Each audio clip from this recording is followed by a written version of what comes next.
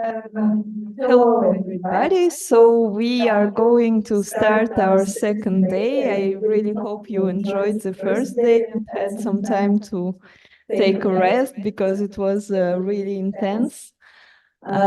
Today, for me personally, when we were organizing the conference, I was most excited about the second day, so today, because it's all about, geopolitics and all of these different dynamics, different countries.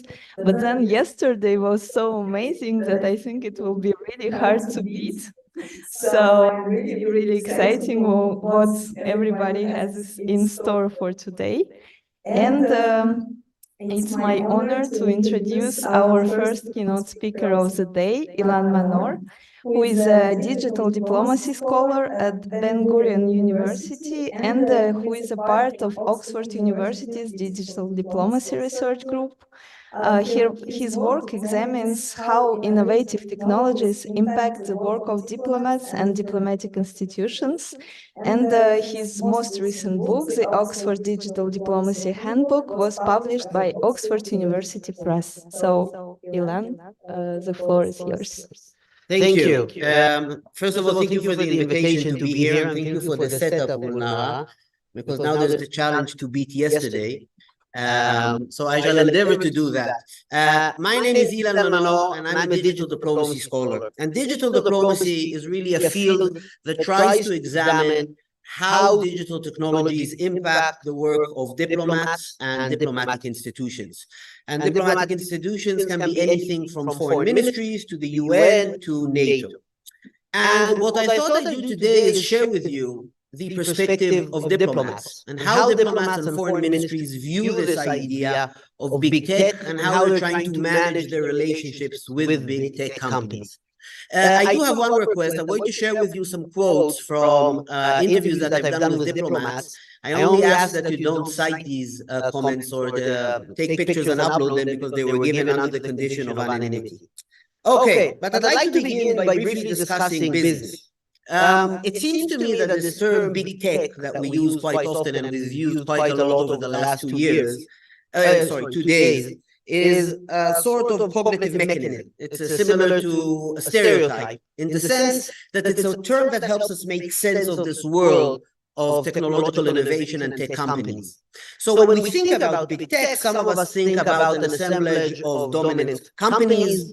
Some of us might think about a variety of very powerful brands. Others, when they think about big tech, they might think about the accumulation of control in the hands of very few men. So on the one hand, this is a single and coherent term that exists in our mind. But it's also a form of a simulacra in the sense that the relationship between the signifier and the signified is not stable. Big tech doesn't really have a stable definition or quality. If we would have had this conference about big tech 3 years ago, we would not be discussing AI and companies like OpenAI. If we would have had a big tech conference 10 years ago, we probably would have discussed this ancient company and its impact called BlackBerry. Also, different people have different notions of what is a big tech company. For instance, Walmart. Walmart is the biggest retailer in America. It employs 1 million people, and it analyzes every day 4 quadrillion bytes of data. It really pioneered the use of data in retail, using the data it accumulates on consumers to make vastly different kinds of decisions, from where to position certain products to how to price them. So Walmart is big. Walmart uses tech, but we wouldn't necessarily classify it as big tech.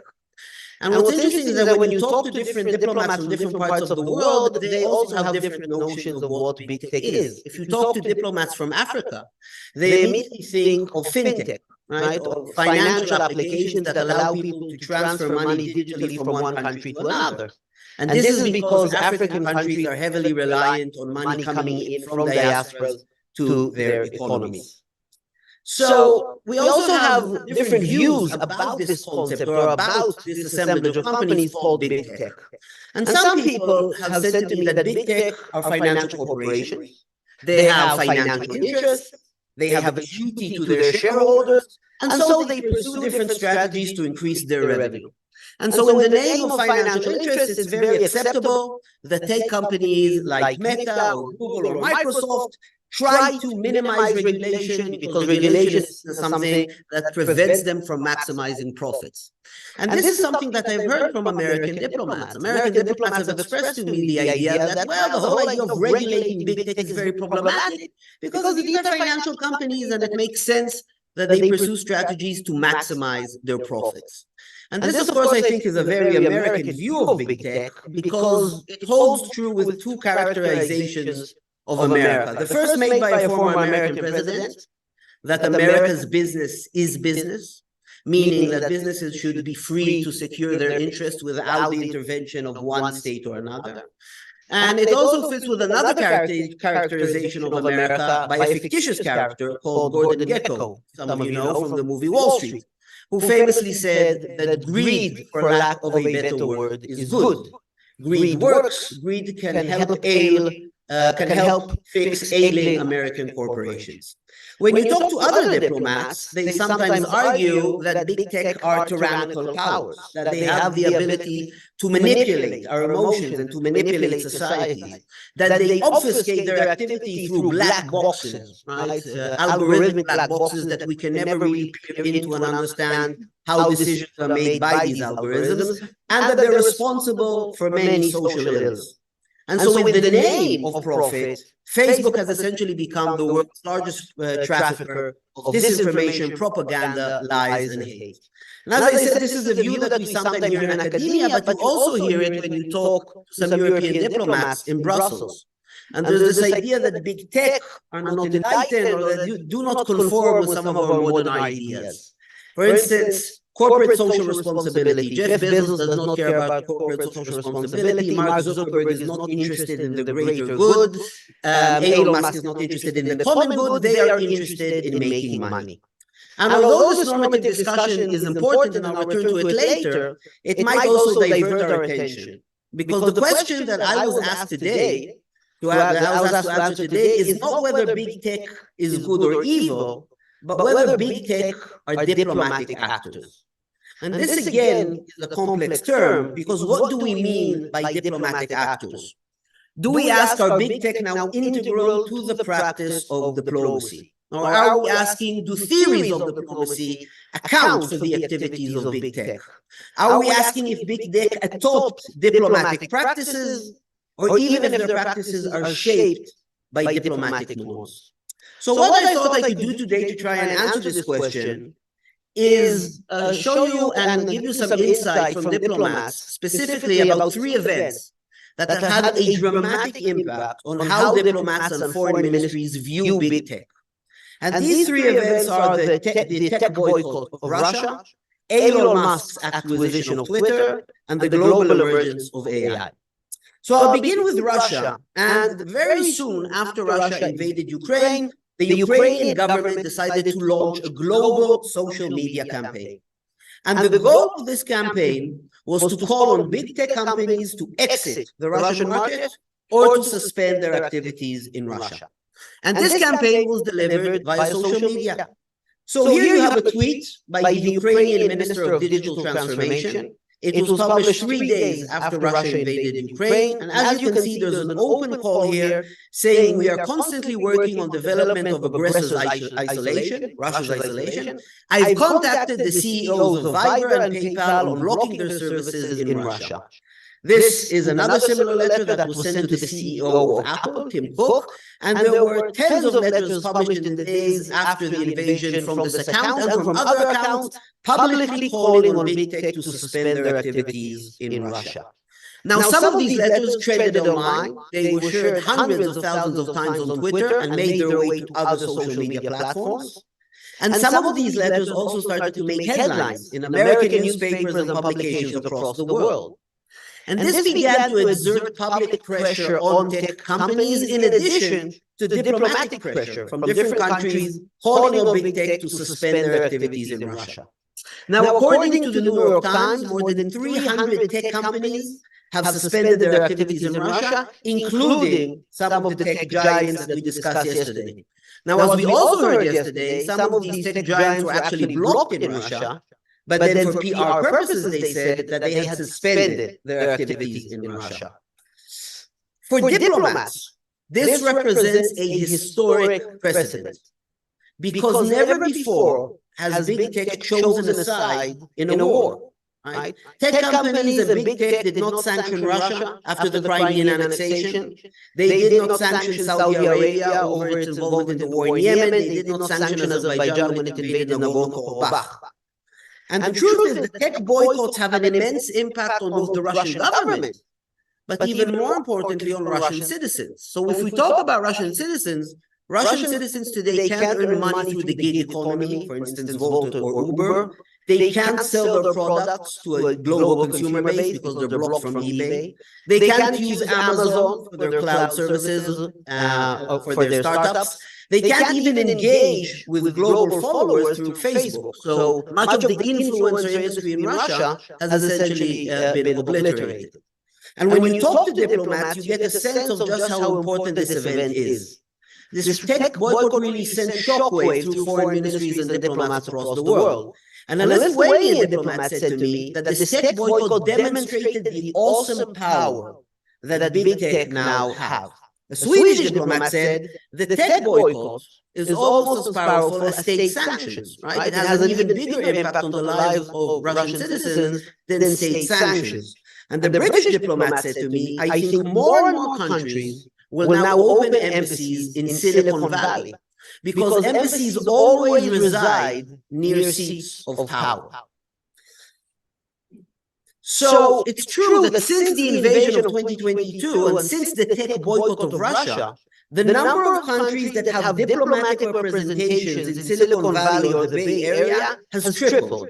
So we're talking about embassies, offices of interest, offices of representation, or a tech ambassador, but an official office that is charged with managing relations with big tech companies and managing relations with Silicon Valley. And when you ask diplomats, why have you decided to do this, they tell you quite honestly that they are afraid. Diplomats fear that their nations may be next. And diplomats are looking to ensure that their country's policies do not trigger a tech boycott. And this is true of many different domains of activity. No problem. It's true of security issues, but also of immigration issues. It's true of intellectual property rights. It's true of international collaborations. So in a whole sphere, a whole range of the activities that foreign ministries and diplomats now engage in, they are afraid that their nation's policies might trigger a tech boycott. And I think that this is a very interesting quote from the British diplomat, that embassies reside near seats of power. And when you look back to diplomacy studies from the 1960s and 70s, you see that scholars tried to measure the prestige of a country. And the way they decided to do it was counting the number of embassies in a nation's capital. And there was the idea that this is somehow indicative of the importance of a country to world affairs, right? The more powerful a nation, the more embassies will reside in its capital. And for diplomats, Russia's tech boycott, or the tech boycott of Russia, really manifested the power that big tech now hold. And what diplomats did is they responded to this demonstration of power through diplomatic practices. They sent an official delegate to make sure that they are not the next target of a tech boycott. They set up an embassy or office of representation to begin managing closer relations with some of these tech giants. It's also interesting to note that within the field of diplomacy studies, the role of power has been neglected for many years. And this is mostly because of different notions of soft power. I hope that most of you are familiar with this concept of soft power, but it's this fantastical idea that today's world is governed through the power to attract and not the power to force or coerce. And soft power really diverted our attention, I'm talking about diplomacy scholars and digital diplomacy scholars, from the centrality of power in diplomacy. But having power or the ability to wield power or holding power over states does not necessarily make an entity a diplomatic actor, right? For instance, drug cartels have great power, but we don't classify them as diplomatic actors. Very few nations, or the truth is no nations, had an embassy to the Medellin cartel, and no nation appointed an official envoy to parley with Pablo Escobar. And if you Google who are the world's most powerful men, you soon get the picture of this Ukrainian bodybuilder. And he also doesn't really conform with our idea of a diplomatic actor. So power alone does not mean that you are a diplomatic actor. The second event that sent shockwaves through foreign ministries and through diplomats was Musk's decision to acquire Twitter. So under the banner of Vox Populi, Vox Dei, the voice of the people is the voice of God, Elon Musk decided to purchase Twitter, as most of you remember, for $44 billion. Now, immediately after he purchases the company, he begins to alter the company's structure and its policies. He, as we saw yesterday, he reduces content moderation staff. He fires vice presidents that are charged with ethics and combating false information. He alters the blue tick verification system in Twitter. He even restores banned individuals. Probably the most popular of them is Donald Trump. And within 2 weeks of Musk's acquisition of Twitter, we already saw a huge change in this network. There was a surge in hateful content, an increase of about 500% in anti-Black, anti-LGBT, and Islamophobic content. And of course, this trend has continued since. We also saw a dramatic rise in false accounts that were supposedly verified. So someone opened a Twitter account and called it the Foreign Ministry of China. He paid Twitter a certain amount of money and he got a blue tick verification. And for a few days, that was the official account of the Chinese Foreign Ministry. Other people opened the account under the name of ambassadors. For instance, the British ambassador to Lebanon, and they paid some money, got a blue tick verification. And for a few days, when journalists were looking at digital diplomacy accounts, they thought that this was the official account of the British ambassador to Lebanon. A diplomat that I interviewed told me society has a right to defend itself from Elon Musk. Now, Musk's acquisition was seen as problematic for several reasons. First, diplomats are familiar with the role that social media plays in spreading disinformation, terrorist content, violent content. They're familiar with the role that Twitter and other social media played in the Brexit referendum, in the US elections in 2016. They know that states can use social media to escalate crises in other nations, just as Russia did in Ukraine in 2013. But for diplomats, the real challenge from social media comes from the fact that social media fragments reality and radicalizes politics. So what do I actually mean? Social media creates a world of multiple and conflicting realities. So according to the social media reality of some users, there is now a place called the Republic of Crimea. It is an independent republic that is affiliated with the Russian Federation. It has borders, it has a capital, it has a flag, it can issue passports. But according to the social media reality of another user, Crimea is occupied territory. This is a user who follows Ukrainian accounts, who sees selfie videos by President Zelensky, and as far as he or she is concerned, Crimea is occupied territory. According to another social media user, Crimea is still a part of Ukraine because he keeps seeing tweets and maps that say Crimea is Ukraine and Ukraine is Crimea. This was very evident when we looked at how people learned about COVID-19, and some people existed in a social media reality where COVID-19 emerged from a Chinese lab. But other people who are part of networks that spread conspiracy theories saw that COVID-19 came from a Chinese attempt to weaponize bats. Yeah, seriously? And still other people thought that COVID-19 came because of Big Pharma. Big Pharma wanted money, they wanted to develop a vaccine, so they infected the world with COVID-19. And as far as diplomats are concerned, this world of multiple and conflicting realities is a world that cannot be fathomed by its inhabitants. It's a world that in which it's more and more difficult to make sense of the world, to understand what is happening in the world.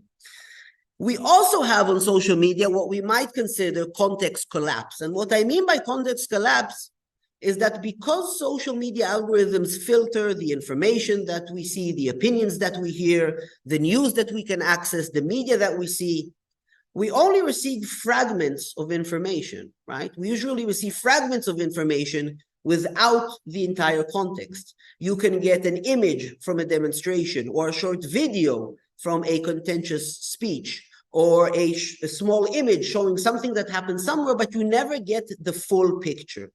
Right? More and more we get information and we learn about things devoid of context, devoid of the bigger story. I think this might help explain why bin Laden's tapes, blasting America, went viral on TikTok amongst American youngsters for a while, because devoid of context, devoid of historical context, devoid of an understanding of who bin Laden was and what was the war on terror, some of his grievances against America might make sense to people, especially if they're edited into a very short clip on TikTok. And as far as diplomats are concerned, this phenomenon of context collapse and conflicting realities on social media, they breed a desire for radical leaders. In more and more countries, we see a desire for radical leaders that promise to make sense of the world. And in this sense, Donald Trump's promise to make America great again was also a promise to make sense of the world again. Donald Trump deliberately decided to use a campaign slogan that was used by Ronald Reagan in the 1980s because he's promising to bring back the world of the 1980s, a simpler world to understand in the sense of clear dichotomies. There is the West and there's the Soviet Union, there is ally and there is foe, there is man and there is women. There is nothing liquid about these terms. But radical leaders pose a major challenge to diplomats because they denounce diplomacy, they undermine diplomatic institutions, they blast the UN, they threaten to leave and defund NATO. And I talked to a German diplomat who was stationed at the UN, and he told me the day Musk bought Twitter was a bleak day for the UN. And I asked him why, and he said because multilateralism and Trumpism can't coexist in the world. One of them has to prevail, and it might be Trumpism. But for foreign ministries and diplomats, there was a second major issue when Trump acquired Twitter, and that is that it formed a sort of prisoner's dilemma. What do I mean? As Twitter descended into chaos and as it became flooded with false information, disinformation, violent content, hateful content, diplomats considered leaving. There were discussions in different foreign ministries saying maybe it's time we leave Twitter. The network is becoming very contentious. We don't want to be associated with Twitter. We don't want to be on Twitter. But foreign ministries have invested years in building Twitter assets. You have entire departments in foreign ministries that are tasked with managing Twitter empires. And you have foreign ministries that manage hundreds of Twitter accounts and thousands of social media accounts. Not to mention that foreign ministries, embassies, diplomats have spent years amassing a global following of millions of users. And a Lithuanian diplomat said to me, following Musk, we realized that we're actually captives on Twitter. And a Swedish diplomat said, we thought of leaving, but then years of efforts in combating disinformation would go down the drain, because a lot of foreign ministries use social media to combat disinformation, to combat violent content, even to combat terrorist narratives. The British diplomat said to me, every foreign ministry thought of leaving Twitter, but the costs were too high. And diplomats really were saying that they are beholden to Twitter. And Twitter and big tech have become central to the workings of diplomats and foreign ministries. Foreign ministries are beholden to Twitter and big tech because they rely on big tech for a range of daily activities, from social media to WhatsApp groups to using Google to using cloud services. They are beholden to these tech companies. And so Twitter and big tech hold sway and influence over diplomats, or as they themselves call themselves, prisoners.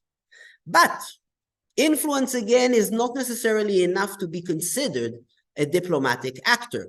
If we think about people who donate to political candidates, they hold sway over leaders and state policies, but we don't classify them as diplomatic actors. The last point I wanted to focus on is the advent of AI.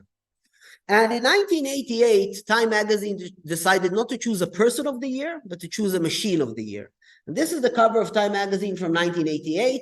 The machine of the year was the personal computer. And as you can see, the title says, "The computer moves in."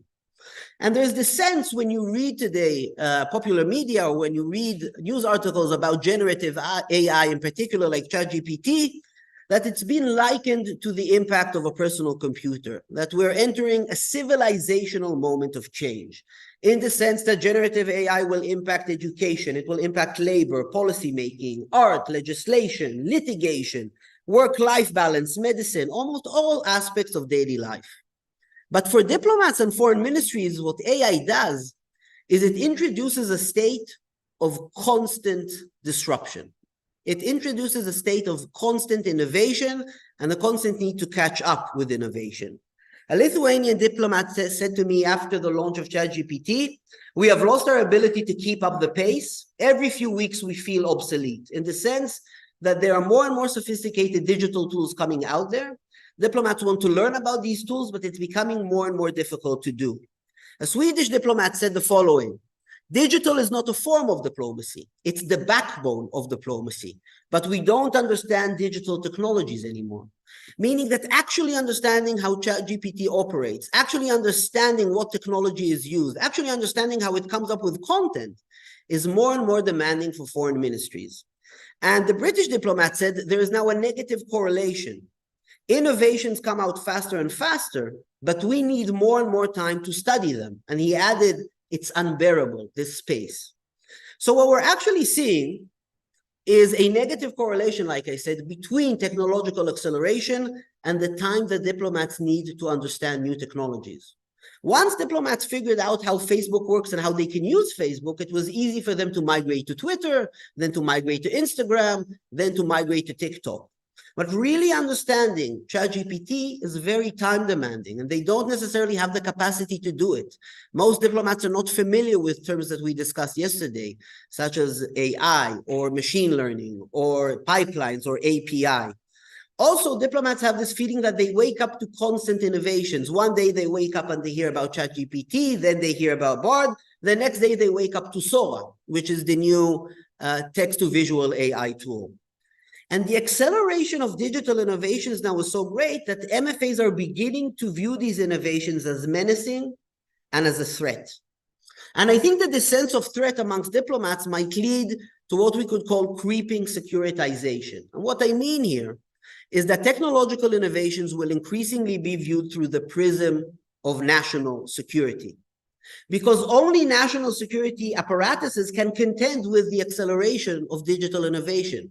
If you think about it, GCHQ, which is the digital arm of the British intelligence services, is much more capable in understanding ChatGPT and realizing how ChatGPT might impact international affairs than the British Foreign Office. And we're already seeing this in conversations about AI with diplomats talking about arms races. So big tech are increasingly viewed through a national security prism, and they're also increasingly viewed as actors that have a direct impact on a state's ability to manage its national security. And diplomats have now started to talk about these possible securitized policies such as data dumps. And by data dumping, the idea is let's take massive amounts of data in Chinese, wrong data, incorrect data, and dump it onto the internet. So that if the Chinese try to develop their own ChatGPT or their own large language models, it will bring false results, right? It will bring wrong information because it will be based on false information. And these are tactics that diplomats would not have considered 3 or even 4 years ago.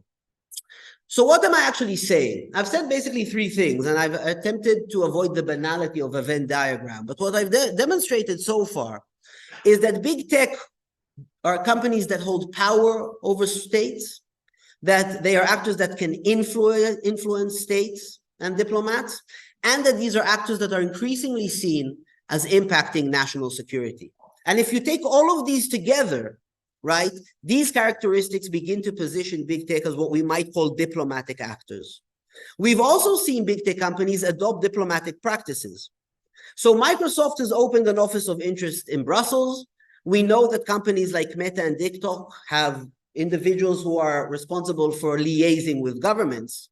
But Microsoft, a few years ago, Microsoft decided to hire the former tech ambassador of Denmark to Silicon Valley. So Denmark appointed an ambassador to Silicon Valley, and he then, in a revolving door kind of movement, decided to join Microsoft. I learned that since then he has left. But this was a very important move for Microsoft, because they wanted someone who is fluent in diplo-speak, someone who is fluent in the language of diplomats. Because big tech are also realizing that they're going to engage more and more with diplomats in coming years. Also from interviews we've learned from different foreign ministries that big tech are trying to poach diplomats. Big tech are approaching diplomats in different foreign ministries and saying, why don't you come and work for us? Why don't you head our own small foreign ministry that we're building within our tech company? And now the question becomes, how should diplomats and foreign ministries try to manage their relations with these big tech companies? And this goes back a little bit to the normative discussion that I discussed earlier. Because if you simply view big tech as being greedy, then foreign ministries might choose a strategy of containment, trying to contain the greed of these companies, trying to contain how they can impact societies. If there is the view of big tech as a menace and as a threat, then foreign ministries might choose a strategy of curtailment, trying to curtail the power of big tech, for instance, through forced regulation. And if diplomats and foreign ministries believe that they are prisoners of these big tech companies, then they might choose a strategy of mediation, of estrangement, right? This is one of the most classical definitions of diplomacy. Diplomacy is the mediation of estrangement, and the idea here is trying to cultivate some kind of relationship with your jailers. But I think that probably the definition of diplomacy that best captures how diplomats now view big tech was offered by Cornelio Biola, who writes a lot about digital diplomacy. And Cornelio defines diplomacy as managing relations of friendship and enmity. And this, I think, is what's going to be guiding diplomats in the next few years, right? The understanding that big tech are not necessarily an axis of evil. These are not necessarily evil companies. That there are a lot of instances where digital innovations facilitate diplomacy, not just undermine it.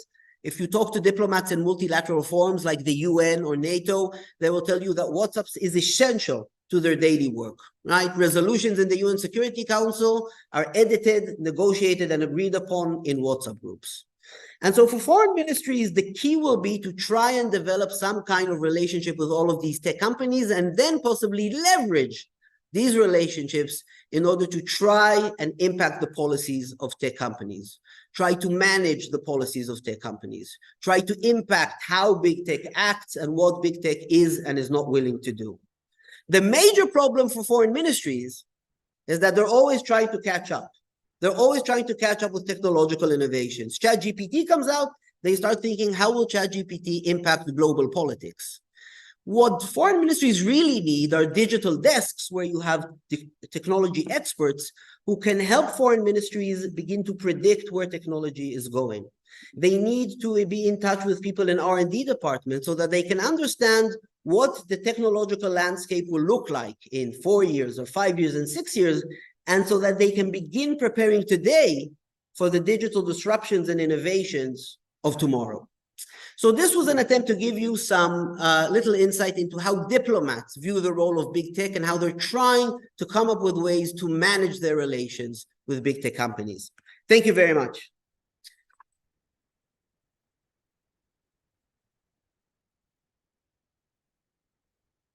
Well, thank you, Ilan, for this fascinating lecture. It made me think that us as researchers, we also rely a lot on these technologies, and even by organizing this conference, we're trying to avoid tech at all costs, but obviously we wouldn't. And right now, some people are watching us on YouTube. We are doing communication on Twitter, so I mean, it's obvious that they hold a certain power over us too, and not only on the diplomats. And now I would like to open the floor to questions. We have about 15 minutes, I think, so. Emily, I think you raised your hand first. No, please go ahead. We'll get to everyone, I hope. Thanks so much, Ilan. The question I have is it's a little bit the same question I had last time. Which is, why is it that managed to point carries over states that they cannot be digital actors in and of themselves? So why is it that they cannot develop their own infrastructure and their own tools? Yeah. Yeah. So there are no examples that there are no Israel.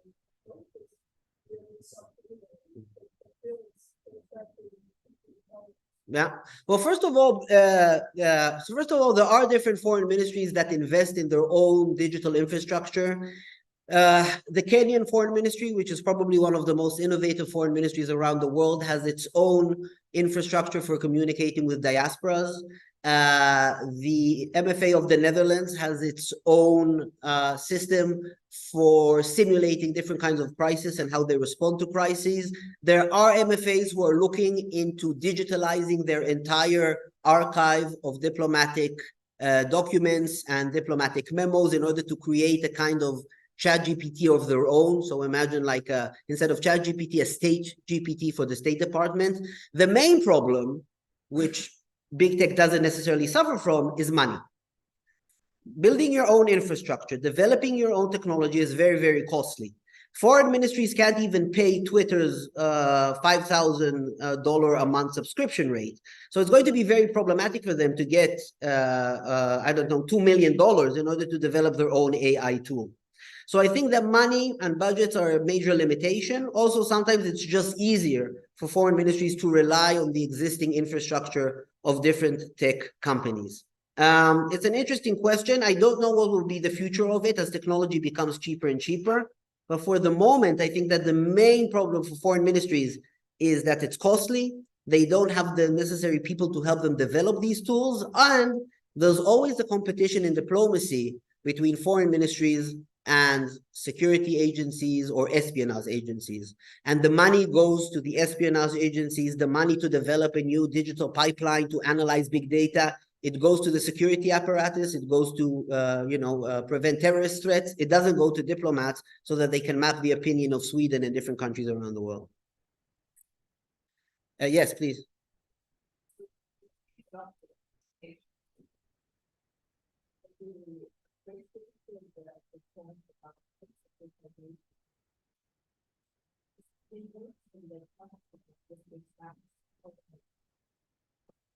I think it could be two questions that I'm interested in thinking about. I'd love to what you say, but that's very closely related to this.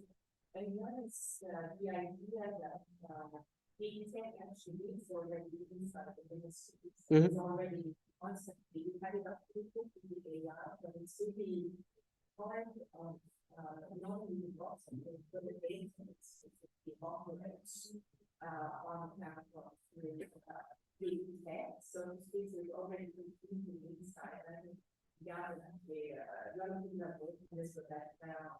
And how do you integrate that side? So that's the first question. Is sort of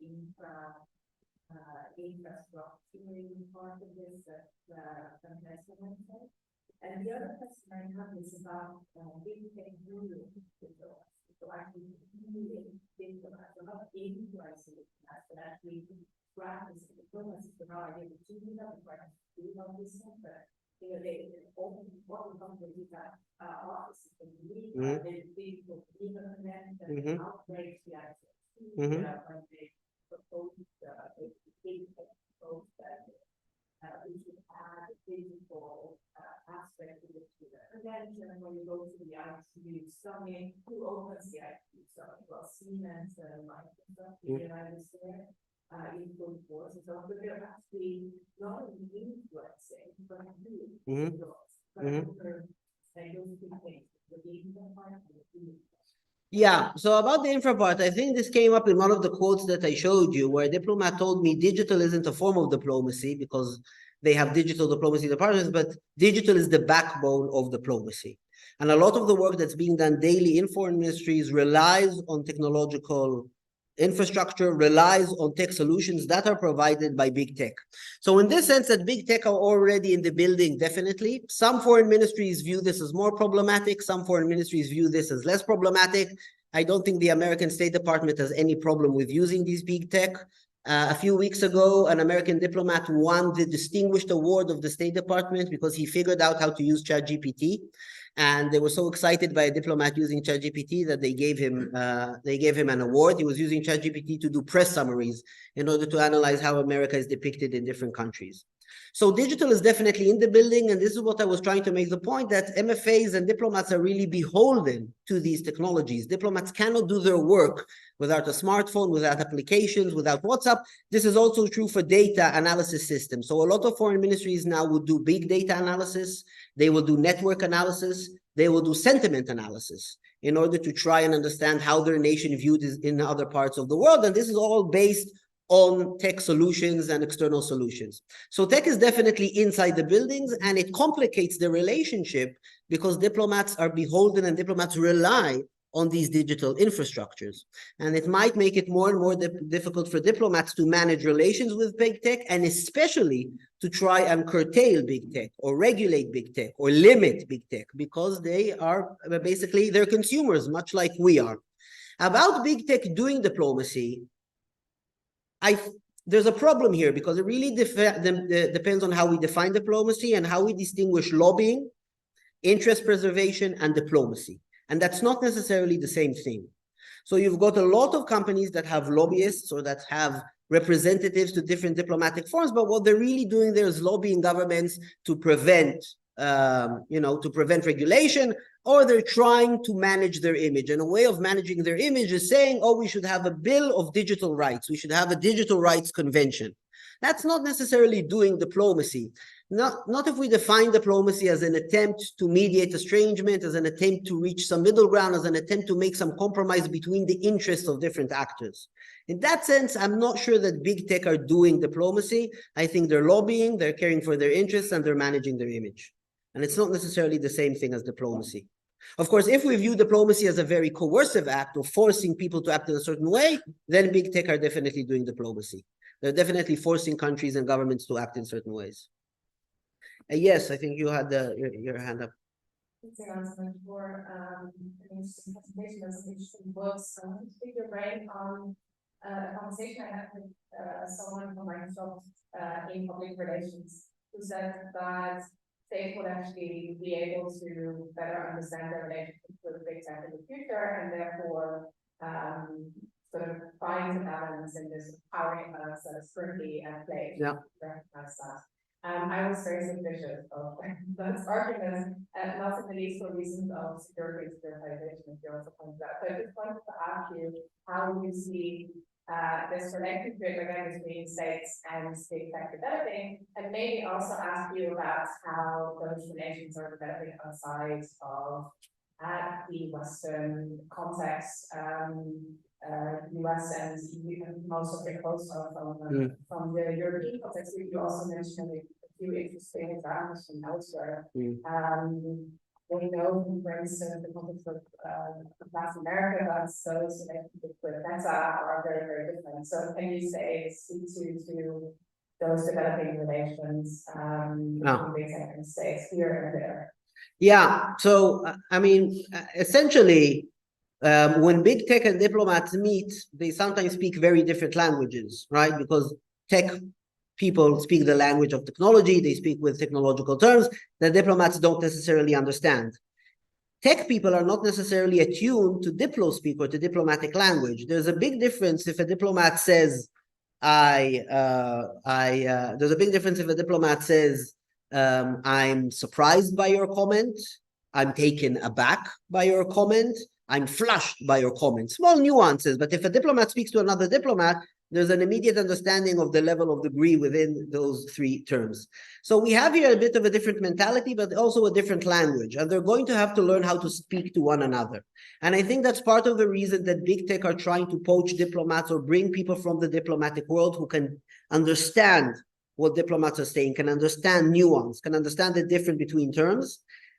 We also see this a little bit on the side of foreign ministries, that they're starting to staff themselves with people who do have a tech background.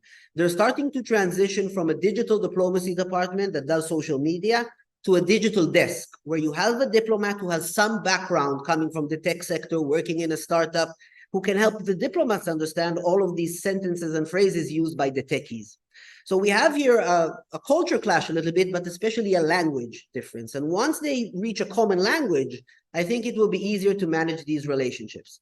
Of course, these relationships are very, very different globally. For instance, countries in Eastern Europe that sit on the border with Russia are so concerned with Russian disinformation that they have no intention of trying to regulate big tech companies or harming their relation with big tech companies. If you talk to Lithuanian diplomats, if you talk to people in the Lithuanian security apparatus, they are terrified of a Russian invasion. They use tech tools in order to monitor Russian disinformation and trying to estimate what Russia might do in the future, they would never risk alienating big tech companies.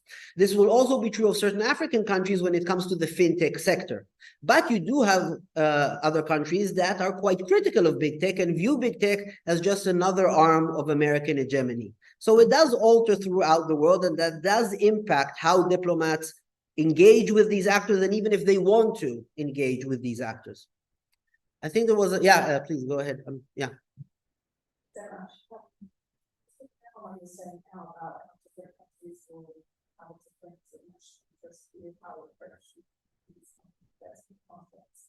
I'm curious, I was mentioning BSA, my experience in Australia, the foreign ministry, digital desk, for the domestic policy area, my observation was the lack of adherence to the between the part of the same government,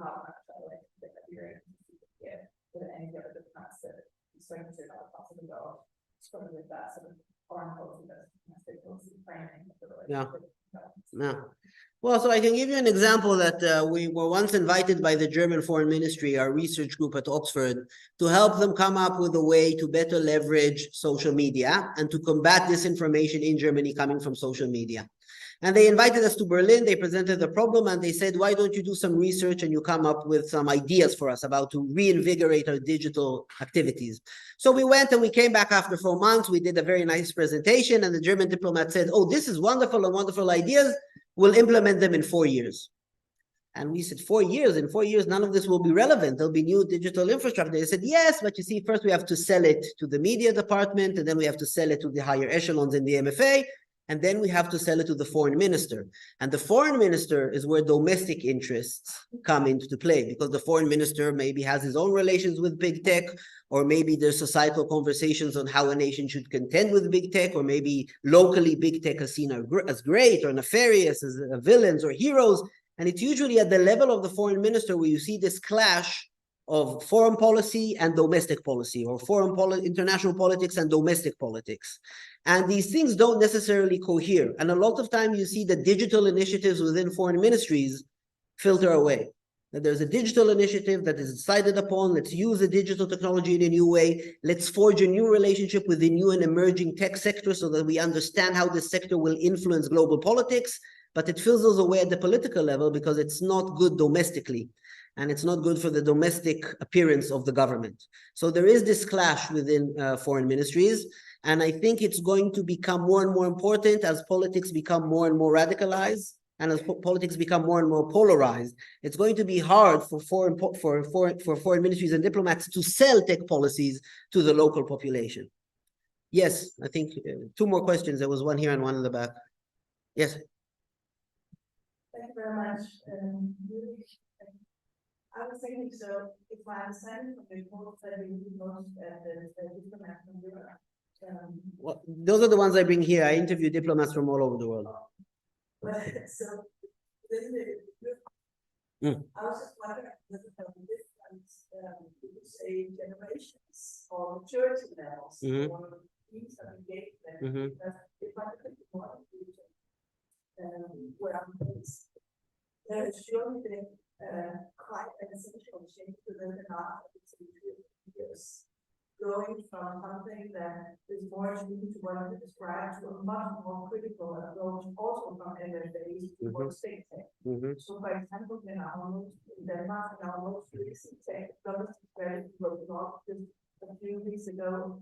The current tech anymore is stated publicly that they have been way too late in their cooperation with big tech, and it's really a declared goal now, for example, to ensure that big tech to a large extent are in line with the new European regulations. So in that sense, there's really quite an essential shift in the discourse, in fact, from amenities, at least in the Nordic countries. So I was just wondering whether you could identify some different generations or different levels of maturity among the European group. Yeah, so usually we say that with digital maturity comes a new digital policy, meaning that foreign ministries that migrated very early to social media that became interested in big data relatively early, that started to look into machine learning relatively early. They're kind of more experienced, they develop a better understanding of the technology, and then the policies that they advocate or that the policies that they try to push might be different. I really think that it depends on a variety of factors, because when you're talking about the Scandinavian countries, I think you're also talking about countries where there is a public consensus about fear from big tech, about the need to regulate big tech, about the need to curb the excesses of big tech. I'm not sure that that is part of the domestic rhetoric in other countries in the EU, and that does influence their foreign policies and their foreign stance towards big tech. There are also countries who are very fearful of losing investments from big tech in their national tech sectors. So if you look at some of the problematic actors within the EU, for instance, Hungary is very, very afraid that because of its domestic policies, it will lose investments in its own tech sector, and big techs will leave Hungary at some point because it will become problematic to be associated with them. This curbs a little bit their domestic policies, but also shapes their foreign policy vis-a-vis big tech and their willingness to regulate big tech. So I think, like I said earlier, the approach that MFAs and diplomats take towards big tech, if they're more critical, if they're willing to clash heads with big tech, if they're willing to take big tech on, is not just an issue of maturity, but it's an issue of how tech is viewed domestically, power relations between the country and big tech, and how reliant the country is on tech investments. So it's not just maturity, I think. But you are right that we are seeing within the EU in general a shift where there's much, much less naivety. Then again, whenever Sam Altman, the CEO of OpenAI, wants to meet with the leader of the European Union, he just picks up the phone, he gets a meeting, he gets a handshake, and he says to the head of the EU, oh, the EU can't regulate AI, it's too complicated, only AI can regulate AI. And he meets with any foreign minister he wants in Europe, everyone is dying to get a picture with him. So it's a bit, the relationship remains contentious and problematic. I think there was a last question in the end, yes? Thanks. I'm and I found a lot of these are very interesting. I'm glad you picked up on the distinction between lobbying and sales and PR and diplomacy. I'm curious as to how much the 1961 Vienna Convention on Diplomatic Relations and the Protection of Diplomats factored into any of your research, and how the language around the word diplomat and diplomacy has been watered down in the past decade or so, in part by corporate actors who co-opt some of that language for commercial gain, and what impact that has had generally in the way that diplomacy is also conducted, which is by face-to-face relationships with counterparts at third set, second set, first set level to avert or to mitigate the impact of crisis as a relief. Well, okay, there's a lot to unpack in that question, so I'll do my best to try and answer it. But first of all, talking about face-to-face, this is a bit, I think, what I was saying, with more and more countries opening some kind of representation to the tech sector, and also engaging with tech actors. I was recently in a workshop of the Austrian Office of Interest in the Bay Area, and they told us that they regularly hold meetings with the tech sector. They even invite diplomats from different countries to meet with the tech sector, even inviting Chinese diplomats to meet with American AI companies. So I think that diplomats are trying to gain more and more face time with big tech companies. They're trying to gain more and more face time with tech leaders. By the way, it doesn't always work. So I can tell you that there was a very, very senior delegation from the Israeli Foreign Ministry that went to meet with Mark Zuckerberg. And the idea was to try and meet with Zuckerberg in order to convince him to do more to counter what they call anti-Semitism, not necessarily what we might call anti-Semitism, but what the Israeli Foreign Ministry considers anti-Semitism. Zuckerberg kicked them out of the room after about 5 minutes. One diplomat told me it was the shortest meeting I've ever been to, because Zuckerberg is not interested in these things, he's interested in making money. So diplomats might gain face time with tech leaders and tech CEOs. Tech CEOs might not necessarily want to talk or listen to what diplomats have to say or to their concerns. About the watering down of the term diplomat, I think it is interesting. Just as, Denmark came up with this term tech diplomacy, we also see similar terms in tech companies. Facebook has ambassadors that it appoints to different countries. Like I said, Microsoft has an office of interest in Brussels. I think they are deliberately using diplomatic language, but they're using it again as a PR mechanism. It's not really meant to actually conduct diplomacy as we understand it, as an attempt to reach some shared ground and make compromise and make decisions that benefit both sides. But I think we need to remember that diplomats are experts at two things. Diplomats are experts at communication and they're experts at negotiation. So I think that if they gain the digital knowledge necessary, they will be able to conduct very interesting negotiations with big tech companies and maybe even reach some middle ground with big tech companies, because this is their trade. This is what they do. They're used to getting into a room with a difficult counterpart and trying to reach some middle ground. What a lot of the foreign ministries lack at the moment is knowledge about digital technologies or a real understanding of how these technologies are impacting politics, impacting how we access information, impacting who has power, how they exercise power, how it benefits different groups, rebel groups, terrorist groups. That is something that's still lacking. I hope that answers the question. Thank you to everyone for this fascinating questions. I think we are now ready to take our coffee break, and we will try to come back by 11, so we not too late today. So see you in the coffee break. Thank you.